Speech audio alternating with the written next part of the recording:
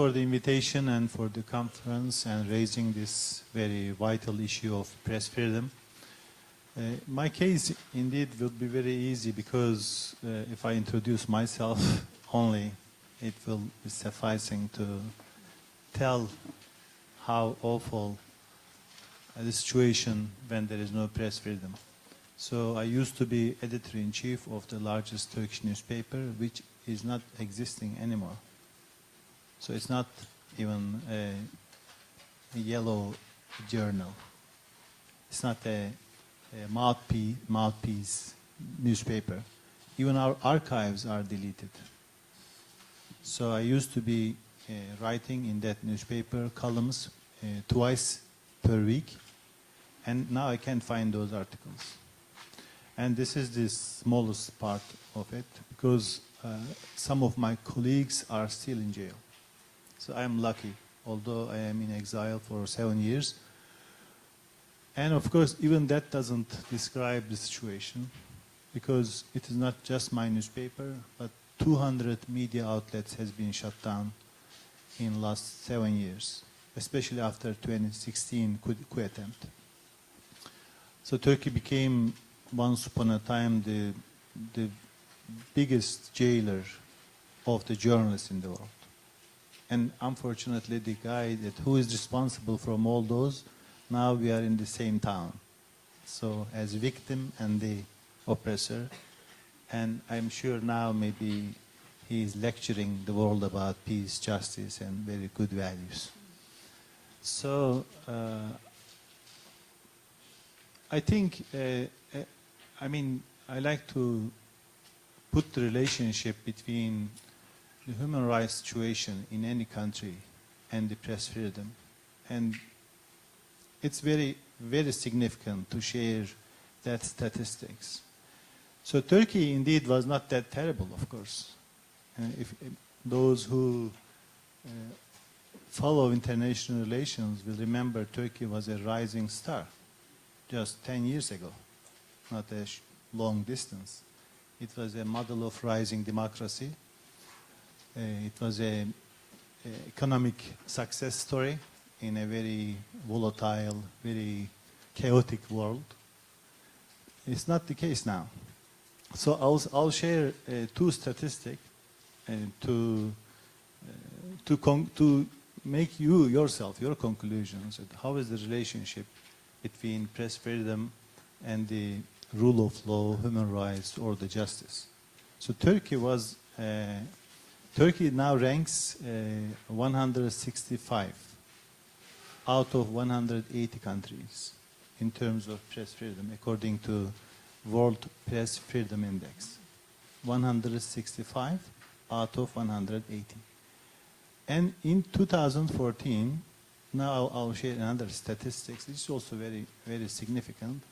Turkey was 59th out of 126 countries. This is a rule of law index, a global index, telling us about the quality of justice in any country. So Turkey was in the mid-level. But now, after 6-7 years, after this destruction of the press freedom, where is Turkey now in that index? So Turkey is now 117th out of 139. So almost 40 countries down in terms of quality of justice, rule of law, and human rights. So, when I listen to my colleagues' observations about the United States, Greece, and New Zealand, it's kind of day and night, I think. It's not comparable, but I'm also learning that there's always some problems to focus and to talk and to work in progress. Why? Because there's a very, very important quote from George Orwell, who described what is journalism. So he said, journalism is printing what someone else doesn't want to be printed. Any other thing is public relations. So nothing to do with journalism. Which means, if journalism is to print something that some people do not like to be printed, it is a default fact that you will be targeted. You will not be liked. So this is a kind of given for a real journalist, if we do our job. But the scale of the being targeted, being attacked, being not liked may be different. In my case, my newspaper was shut down. I am in exile. And in some friends' case, they are being killed just because telling things, writing things that some sources of power do not like. So it may be a government, it may be a political leader, it may be a mafia boss, it may be leader of a company or a clan or a tribe, whatever. So it may be different. But I mean, the nature of the journalism has that intrinsic in it. So because you do think that is disturbing some people. So this, of course, there are different levels of, as I said, the threat, damage, and problems. But as I said, there is a strong relationship between the press freedom and the human rights and rule of law. But of course, it's not a one-way street. So if there is press freedom, the journalists will respect rule of law, human rights. This is not the case. So I'll tell you some examples that from my country again, from my previous country, that there was kind of relatively freedom, but media was not using this in some cases, not to support the human rights, but sometimes to destroy it. Just a couple of examples. For instance, one Armenian colleague of mine, who was a journalist, Hrant Dink, who was assassinated by some ultra-nationalist groups, but they have been targeted first by a very mainstream newspaper. So with a silly story, so they put him into target. This was the starting point of him being killed at the end of the process. And there was a very popular singer, or the Turkish audience will know very well, Ahmet Kaya, whose exile process and his death in Paris was started again after him being targeted by media. So there has been some other prominent journalists, some intellectuals, who has been targeted in cooperation between the security agencies of the Turkish state, this was much before AKP Erdogan, and media. So some, for instance, some terrorist groups, real terrorist groups, were taking their testimonies.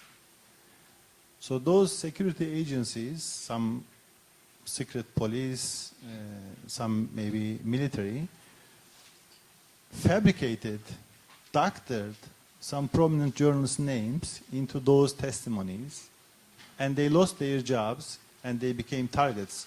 And of course, these stories were published by those mainstream medias. So, I mean, it is not, if there is media freedom, it doesn't mean that all journalists, all media will use that freedom to support human rights. So it is not given. So for this, in the newspaper that I was the editor, we had some special policies. You know, when you consider Turkey, it is, as many countries, there are different groups, there are minorities, there are groups that are not looked very positively by the official ideology. So what we did, we had some intentional policies to contribute to human rights, not to eliminate it. So one of those attempts was to invite columnists, reporters from different backgrounds to be present in our newsrooms and to write their views in the newspaper. So in Turkey we have an Armenian minority, a Greek minority, of course a very big majority of Kurds, but still minority. So we had intellectuals from those groups having their views shared freely in the paper, which was a training and education for us, for all our staff, that those people are here. We need to empathize, we need to understand their situations, and they were writing the problems from their own perspectives. So this was an important attempt to do so. So other than that, the established media in Turkey, 90–95% of it was controlled by two families. It is again before AKP and Erdogan. And it was working together with the establishment, the secular, bureaucratic, military understanding that doesn't look much positively to pious people, to Kurdish people, to some minority groups. So that was a big problem. So we said in the newspaper that whenever we see a story that looks like fabricated or fake, we could send a reporter to investigate the truth about it. So first book that we published in the newspaper was collection of those fake stories and their correct versions as a book.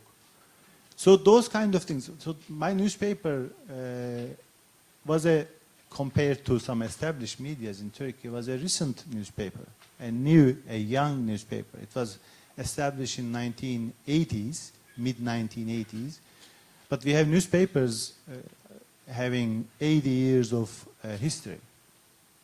So we had the trainings of our reporters about the human rights awareness. The human journalists are not angels. So we may have some biases. We have. So we need to have all this education and training to not to make mistakes, or to make mistakes. It's not possible in journalism to be mistake-free, but to at least not to do big mistakes. So with that kind of training and awareness, it helped us very much. So sometimes we do mistakes without being aware of what we are doing. So journalism and the journalist in general is a kind of a club. Here Batya shared how the American media, American journalists are part of a big club. 97% of them supporting Democratic Party, which means a very much homogeneous group. This is the case in many countries. So it's very important to be able to reach out to different people that are living in the same society. So that was a very big problem. And the founders of my newspapers, one of the priorities was to change perspective in the media and to reach out to other people that were neglected before. Not to be populist, but just to give them chance to express themselves. So, for instance, when we, of course, my newspaper's history goes back before Erdogan and AKP. But first, when the newspaper was established, it was attacked by the secular establishment because it was an outside, a new player in the game. And it was a tiny newspaper when it started. But it became largest newspaper in 10–15 years. because we went to people. So we had strong relations, and this was appreciated by the community. So it is, I mean, the case of Zaman, the newspaper, shows that it is possible. Even if you are not happy with the existing media's establishment, you can start something from new. But you need to have good principles. So the newspaper was having those problems. So when AKP was founded, when Erdogan was the leader of that party, and we felt their approach, their perspective very close to ours. They were having some pious backgrounds, but they were open to the world. So they were pushing for Turkey to be European Union member. So they were progressive. They had a conservative background, but they had progressive policies. So we gave full support to this party and to this leader until 2013. So when in 2013 we had this corruption scandal, when we discovered the corruption scandal, so we had to write about that, and that is the beginning of the decline of Turkish democracy and my victimhood and also my colleagues' victimhood. So you can, if you can see, the Turkey in 2013 and Turkey in 2023, it's like day and night. So you can check any international statistics about press freedom, about justice, about human development, about the economy, so everything. So my conclusion is that Turkey was becoming a good example of Muslim democracy rising in a very troubled area. But now it is also another example how press freedom and democracy, human rights is very much related. You can't have it you can't have a democracy, human rights without it. So this is a very good example to study and to learn, not to have the same mistakes in other parts of the world. Thank you very much.